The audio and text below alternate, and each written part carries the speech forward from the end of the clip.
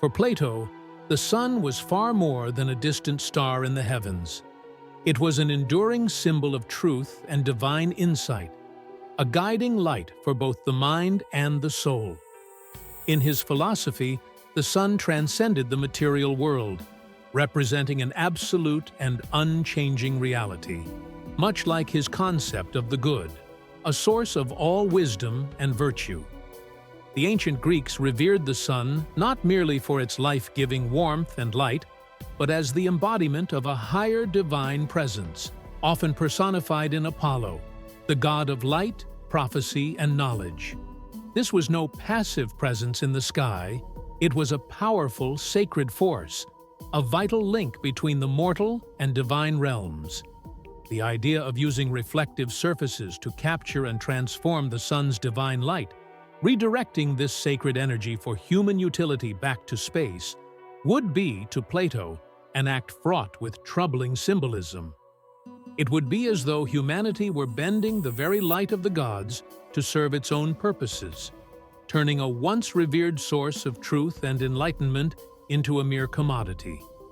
To Plato, light was not meant to be tamed or redirected, but to guide the soul toward higher understanding, to illuminate the path from ignorance to wisdom. The notion of capturing that light, harnessing it, and, perhaps most blasphemously, casting it back into the void of space as a discarded byproduct would seem to him the height of human arrogance, a profound misunderstanding of the sun's purpose in the cosmic order. Plato would likely see this manipulation of light as a sign of society's disregard for the sacred, a civilization so distant from the divine that it dares to reshape even the purest symbol of truth to suit its material needs. To capture the sun's radiance, its divine essence, and treat it as a tool to power machines or direct it back into the darkness of space would strike him as an act of cosmic hubris, a misguided attempt to control that which was never meant to be controlled. This technology would embody for him the disconcerting trend of modern life, a society intent on mastering the natural world, even the heavens, without a thought for the mysteries and meanings that lie within them. The vast expanse of solar panels consuming fertile land would also prompt Plato to question the balance between nature and technology. In his ideal state, balance and harmony were crucial values. Everything had its rightful place and purpose. Converting expanses of land solely to capture energy would, to him, seem a risky rearrangement of the natural order.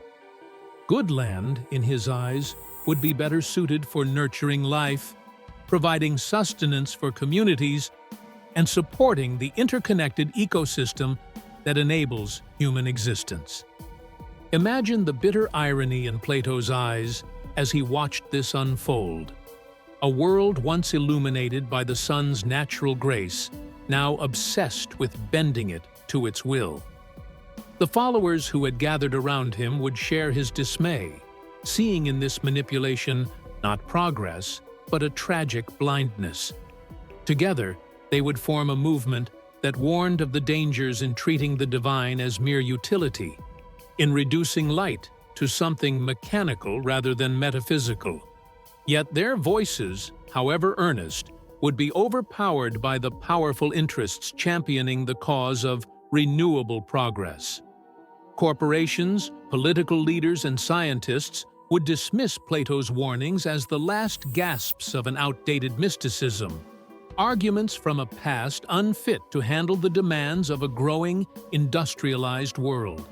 The light of the sun, they would argue, was simply energy, a gift from nature to be harnessed, not worshipped. And so the project would continue, reflective surfaces capturing, redirecting, and radiating the light back into the void.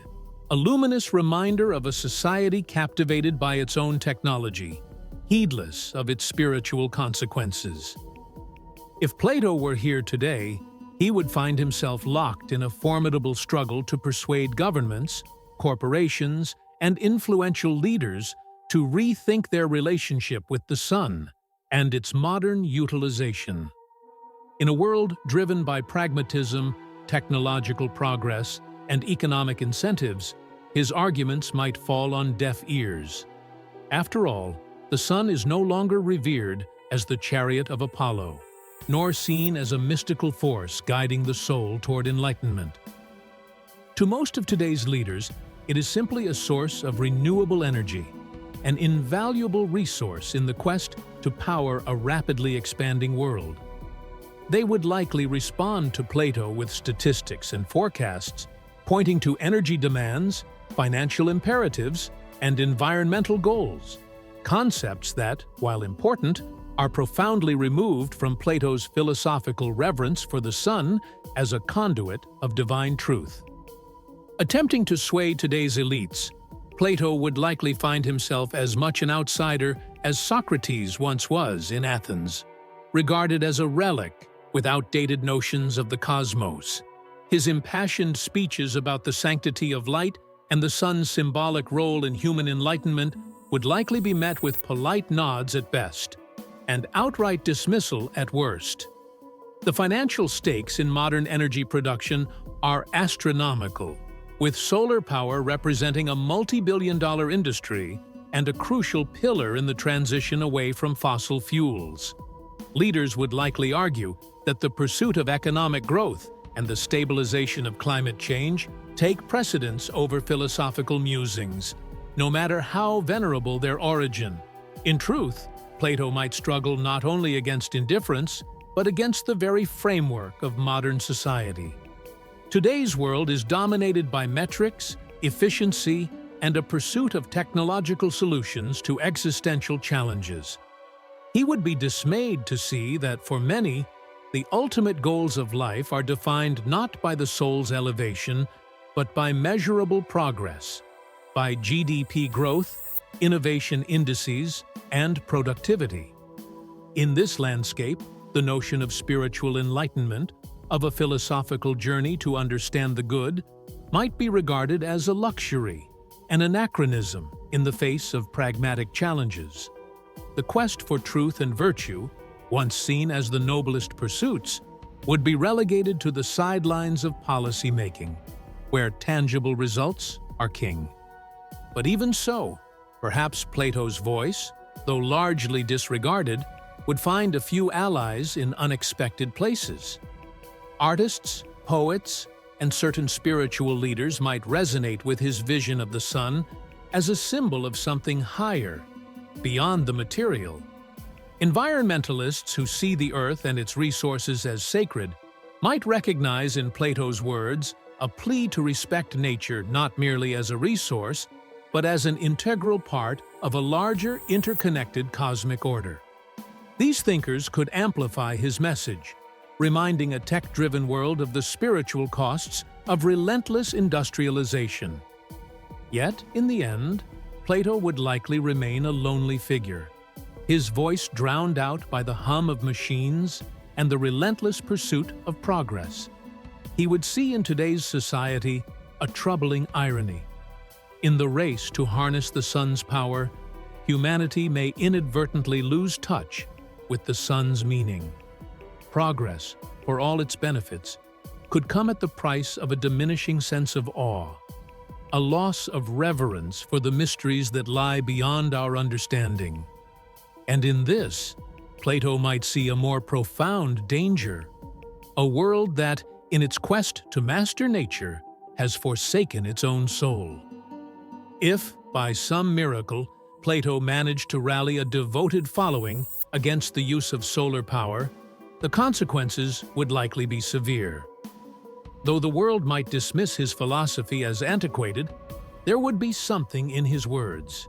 His reverence for the sun as a conduit for truth, his warnings about the spiritual cost of commodifying nature, that would strike a chord with a small but impassioned minority.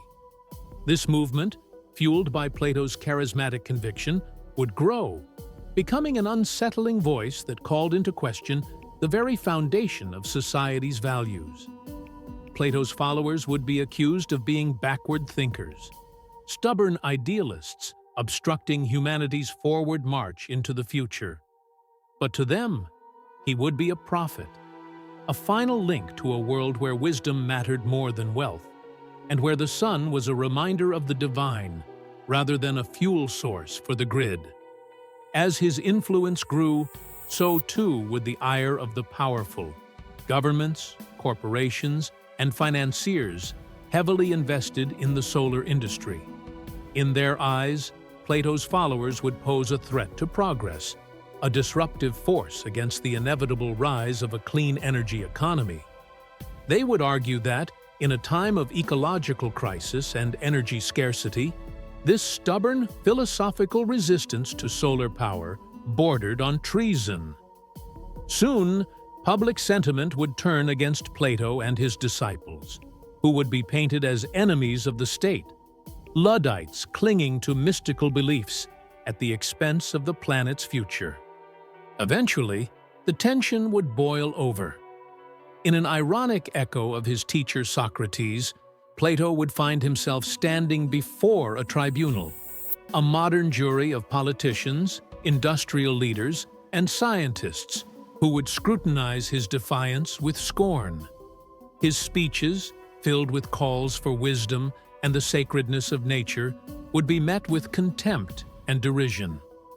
The ruling elites would demand that he cease his dangerous ideas, yet Plato would stand resolute, as unyielding as he was in the face of Athenian authorities centuries before. But, in the eyes of today's world, this refusal to bend to progress would not be seen as integrity. Instead, it would be deemed a heresy against humanity's advance, a dangerous obstacle in the race for a sustainable future. With a somber finality, the tribunal would declare Plato guilty, condemning him to silence once and for all. And so, just as his teacher had once been forced to drink hemlock for corrupting the youth of Athens, Plato too would be sentenced to a death echoing the ancient punishment. They would force the cup of poison into his hands, a bitter draught of conium, intended to snuff out the last flickering light of his descent. Surrounded by a circle of his loyal followers, Plato would accept the cup without fear, his gaze steady as he drank.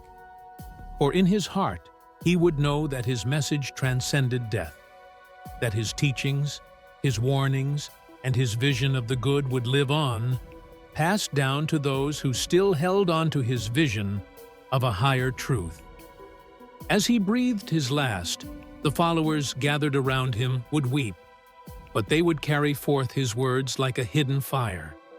And though his death would be the state's attempt to extinguish his defiance, Plato's ideas would survive in whispers, in books, in the hearts of those disillusioned with a society obsessed with control and conquest. His memory would linger like an unheeded warning, a reminder that, in the race to master the world, humanity must beware of losing its soul.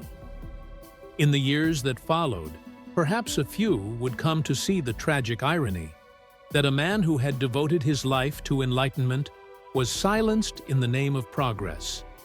And in that silence, the world would press onward, harnessing the sun's power while losing touch with the light it once symbolized, each year growing brighter in technology, but dimmer in spirit, as Plato's warning faded into the long shadows of history.